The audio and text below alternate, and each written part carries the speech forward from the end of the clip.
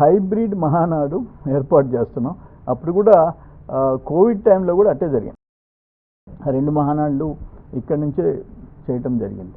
ఈరోజు కూడా ఆ పద్ధతిని ఫాలో చేస్తున్నాం. ఏదేమైనా నెల్లూరులో జరిగుంటే బాగుండేది అనే ఫీలింగ్ మాత్రం మాకుంది. 2 ఇయర్స్లో ఇప్పుడు 19 తీర్మానాలు, 2 ఏళ్లలో మా గవర్నమెంట్ వచ్చిన తర్వాత మార్పులు. అప్పుడు 5 ఏళ్లలో డెమోక్రసీ సచ్చింది.